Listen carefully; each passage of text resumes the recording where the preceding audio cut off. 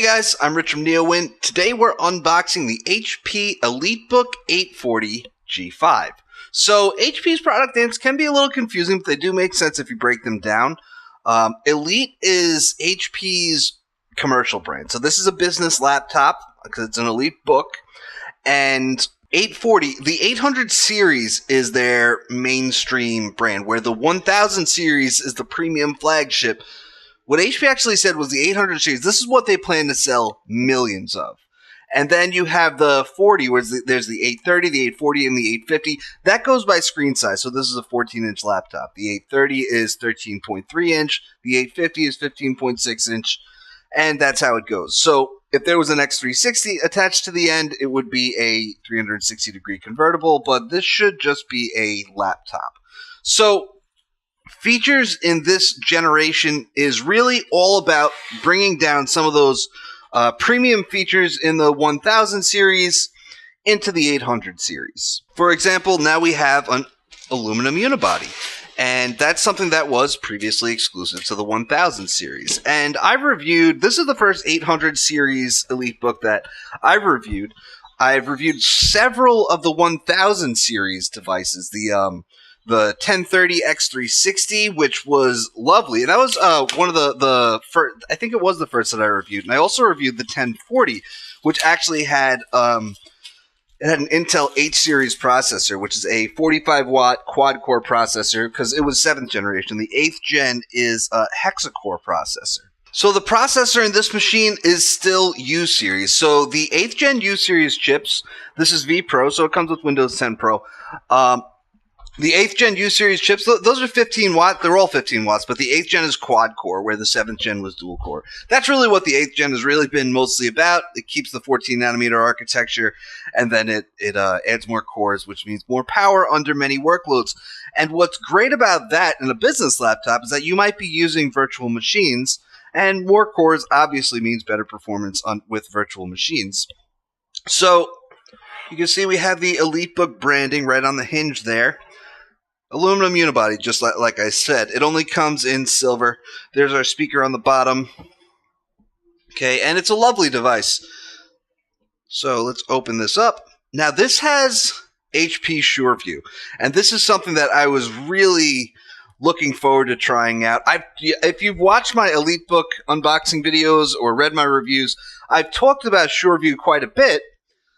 They've never actually sent me a device that has it, so this one actually has it. This is a privacy screen, and what it's meant to do is it makes it impossible for anyone to view your screen from an angle. So if you're working on something top secret in a public place, like an airplane or Starbucks or something, and you turn this thing on, people can't look over your shoulder and see what you're working on. So I have to plug this in before I turn it on. So let's just take a quick look at what else is in the box, and then we'll use that charger that we find in there. So over here we have obviously our charging brick. This should be USB Type-C. You can see that yes, it is indeed USB Type-C. And then there's our power cable right here. And we'll get this plugged in and we'll start booting it up. Alright, so while this is booting up, we can take a look at the sides here. We have a Thunderbolt 3 port, which is being used for charging at the moment.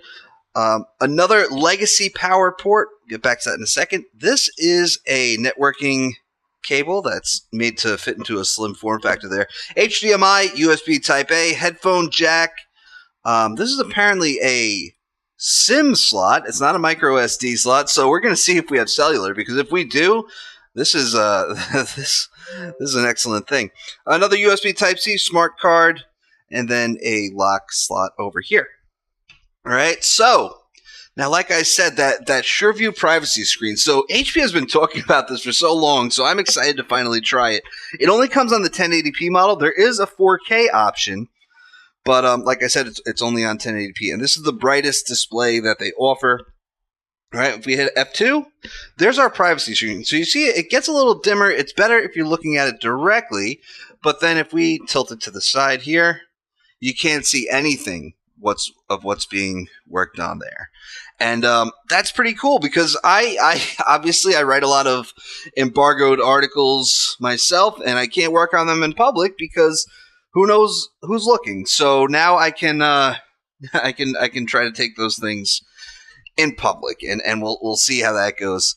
But yeah. So we have a track point here, which is similar to the one that you find on Lenovo laptops. I haven't seen any of those on the 1000 series EliteBooks. So that means we also have physical buttons on the above the trackpad. So that's how you would navigate this. Navigate over here, hit the button. If you've used one before, then I'm just talking about stuff you already know. Now, being an EliteBook, it has lots of business-centric features. If we go in here and we go into HP, we have Jumpstart phone-wise, work-wise. Now, this is interesting, but we'll come back to that in just a second. So there's a lot of business-centric features. One is like Sure Start, and what that does is it checks the BIOS against a master copy, and if the BIOS has been corrupted, it replaces it with the right one. Now, phone-wise and work-wise, I have never seen those two together on an EliteBook. And what phone-wise does, this will allow you to send text messages from your PC, make phone calls, mirror your screen on Android, and it works with iOS too for sending text messages. And what's odd about that, though, AMD Radeon, so this has a dedicated GPU. But back to phone-wise, with some solutions, you can't send a text from your PC via an iPhone because the phone has to be unlocked and the app has to be open. And that's the case with Dell's Mobile Connect. What HP actually allows you to do is you can enter your phone's PIN number in here, which I guess is not present because I don't have my phone paired yet. But you can enter your phone's PIN number in there, and when you send a text, it will wake your phone, unlock it, launch the app, and send the text message. So it's worked out a solution there. Obviously, the thing is with iOS, things are just a little more limited all around when it comes to interacting with third-party devices like that. Hopefully, Apple opens up some more at some point, but that's just the way it is. Everything works a little better with Android, and this working with your phone thing is really becoming popular. Microsoft has the Your Phone app that's coming in Redstone 5. Dell has Mobile Connect, and there's just tons of things that's meant to make your devices work better together, and iPhones just kind of reject that to the best of their ability. So hopefully Apple kind of changes its ways. WWDC is next week. Hopefully we hear something about that. Now we have WorkWise. So this is something I use this with the EliteBook 1030 X360 before they even had PhoneWise. And what's cool about this is that you'll get notifications on your phone. So say I'm sitting here, I'm using my EliteBook, and I walk away from my desk. So someone walks by, and they say, "Hey, Rich isn't sitting in front of, and he left his computer on. I should close it for him." Right? That's very nice of Bill. We'll call him Bill. And he says, "I'm going to close his laptop for him." And so I get an alert on my phone that says, Your laptop has been tampered with, or it says that someone has closed the lid on your laptop, which is great. I mean, obviously, Bill did a good deed, and I should appreciate that, but it's also nice I get an alert on my phone that it happened. Okay. And WorkWise does lots of other things, and it's a pretty powerful tool. You can install printer drivers remotely, and that closing the laptop lid is just the one example I can think of off the top of my head, but you kind of get this remote dashboard of what's going on with your EliteBook. I was kind of disappointed that when they came out with PhoneWise, this was when they announced the EliteBook 1040 and the 1020 X360. They did PhoneWise, and PhoneWise wasn't compatible with WorkWise, and part of the reason was iPhones, and they told me that WorkWise does not work with iPhones anymore. And it was an issue also with pairing the same device multiple times through separate apps. So I guess they've got it working now, which is fantastic. Because I think they're both great features. And if I had to pick one or the other, I would pick WorkWise. And when they weren't compatible with each other, I was kind of wondering why they didn't allow you to at least choose one. So yeah, lots of cool business features that HP really thinks through the business features on the Elite series. All right, so again, just a standard laptop. This does apparently have a dedicated GPU, which is AMD Radeon RX 540, and that's an option for the 14 and the 15-inch models, which is the 840 and the 850 G5. The 830 only has integrated graphics. So if we just go to the About screen here, we can see just what kind of processor is in it. Nope, wrong screen. And that's going to be right here. And we can see it's a 8650U CPU. That's a Core i7. Whoa, 32 gigabytes of RAM. I was under the impression that it was going to be 16 in here. So this is just going to kind of keep getting better. All right, then. Oh, yeah, and it is cellular. This is, wow. Wonderful. So I am really excited to review this machine. And, you know, this is beyond... really anything that I've any laptop that any Ultrabook that no one's ever sent me an Ultrabook with 32 gigs of RAM, so that's pretty cool, I gotta say. But yeah, the i7 8650U, there are two SKUs of the 8th gen i7s, the 8550 and the 8650, and the 8650 has vPro enabled.